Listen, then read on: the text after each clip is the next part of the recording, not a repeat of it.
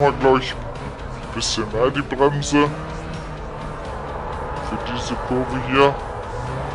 Perfekt. Ja, das ist dann für mich dann auch schon nochmal eine kleine Herausforderung, wenn es so neue Strecken, die ich noch nie gefahren bin, gibt. Aber ihr seht es, ich krieg die auch relativ gut hin.